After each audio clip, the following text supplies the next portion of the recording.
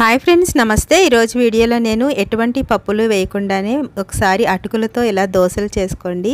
చాలా బాగుంటాయి. చూడండి ఎంత సాఫ్ట్గా వచ్చినాయో. అలాగే దీంతో పాటు చట్నీ కూడా చేశాను. దీంట్లోకి కాంబినేషన్ చట్నీ అయితే బాగుంటుంది. చూడండి ఎంత మెత్తగా వచ్చినాయో కదా. తినేటప్పుడు కూడా అంతే టేస్టీగా ఉంటుంది. అప్పటికప్పుడే ఇది మనం ప్రిపేర్ చేసుకోవచ్చు. ఇది ఎలా చేసుకోవాలో చూద్దాం. ఇవి చేసుకోవడానికి నేను ఇక్కడ 1 కప్పు అటుకులు తీసుకున్నాను. ఇవి మందంగా ఉన్నా సరే పర్వాలేదు. చూడండి ఇలా తీసుకున్న తర్వాత వీటిని ఇలాగ ఒక బౌల్లో వేసుకుని ఒక 2 సార్లు ఇన్ని కడుక్కోవాలి. ఇది కడిగిన తర్వాత ఒక చిన్న గ్లాస్ వరకు వాటర్ వేసుకుని వీటిని ఇప్పుడు ఒక 10 నిమిషాలు నానబెట్టుకోండి. వాటర్ వేసుకుని 10 నిమిషాలు నానిన తర్వాత ఇప్పుడు చూద్దాము. దీని మీద మూత పెట్టుకుని నానబెట్టుకోవాలి. ఇలా నానిన తర్వాత అలాగే ఇంకొక గిన్నె తీసుకుని దీంట్లో 1 కప్పు వరకు గోధుమ పిండి వేసుకోండి. గోధుమ పిండి వేసుకుని ఇప్పుడు దీంట్లో నేను ఇక్కడ ఒక 1/2 కప్పు వాటర్ తీసుకున్నాను. తీసుకుని ఒకసారి ఇలాగా కొంచెం వాటర్ వేసుకుంటూ బాగా పలుచగా కలుపుకోవద్దు, కొంచెం థిక్గానే కలుపుకోవాలి. నాకు ఇక్కడ వచ్చేసి 3/4 కప్పు వాటర్ పట్టింది. ఇలా కలిపిన తర్వాత ఇప్పుడు దీని మీద మూత పెట్టుకుని దీన్ని కూడా ఒక 10 నిమిషాలు నానబెట్టుకుందాం. నానేలోపు నేను ఇక్కడ ఒక పెద్ద బంగాళదుంప తీసుకున్నాను. ఇది పచ్చిదే. దీన్ని ఇలా పీల్ తీసుకుని ఇలా ముక్కలు కట్ చేసుకుని వాటర్లో వేసుకోండి. ఇప్పుడు మనము చట్నీ చేసుకోవడానికి 1 స్పూన్ ఆయిల్ వేసుకుని దీంట్లో 1 కప్పు వేరుశెనగుళ్ళు వేసుకున్నాను. వేసుకుని ఒకసారి ఇది ఇలాగా ఫ్రై అయ్యేటట్టు కింద ఇలా కలుపుకోవాలి. ఇలా కొంచెం ఫ్రై అయిన తర్వాత నేను ఇక్కడ ఒక 4 పచ్చిమిర్చి పెద్దవి తీసుకున్నాను.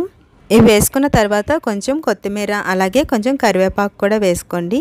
ఇలా వేసుకున్న తర్వాత కొంచెం 1 ఇంచు అల్లం కూడా వేసుకోండి. వేసుకుని ఇలాగా కొంచెం ఇలాగ ఫ్రై చేసుకోండి.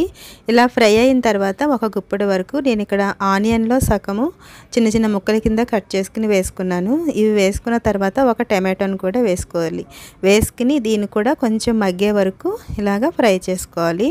ఇలా ఫ్రై చేసుకున్న తర్వాత ఇప్పుడు దీంట్లో నేను ఇక్కడ కొంచెం ఉప్పు వేసుకుంటున్నాను. ఉప్పు వేసుకుంటే తొందరగా మగ్గుతుంది. ఇప్పుడు దీన్ని ఇలా పక్కన పెట్టుకుని చల్లారిన తర్వాత మిక్సీ పట్టుకోండి. ఇలా మిక్సీ పట్టిన తర్వాత ఇప్పుడు దీంట్లోని చూడండి పచ్చెనగపప్పు, మినపప్పు అలాగే ఆవాలు, జీలకర్ర, కరివేపాకుతోటి 1 స్పూన్ ఆయిల్లో వేసుకుని ఇలాగ ఫ్రై చేసుకుని తాలింపు చేసుకుంటే బాగుంటుంది. చూడండి అటుకులు మంచిగా నానిపోయినాయి. చూసారా, మనం ఏ కప్పుతో అయితే అటుకులు తీసుకున్నామో ఆ కప్పుతో వాటర్ వేసుకుంటే సరిపోతుంది ఫ్రెండ్స్. కొంచెం డ్రైగా ఉన్నాయి కదా. అటుకులు అయితే మాత్రం మంచిగా నానిపోయినాయి. ఇప్పుడు దీన్ని ఇలాగా మిక్సీ జార్లో వేసుకోండి. ఇలా వేసుకున్న తర్వాత మనం బంగాళదుంప కట్ చేసి ఉంచాం కదా, దాటిని కూడా వేసుకున్న తర్వాత ఇప్పుడు దీన్ని ఒకసారి మనము ఇలా కలుపుకోవాలి. ఇలా కలిపిన తర్వాత ఏ కప్పుతో అయితే అటుకులు తీసుకున్నామో అదే కప్పుతో 3/4 కప్పు పెరుగు వేసుకోవాలి.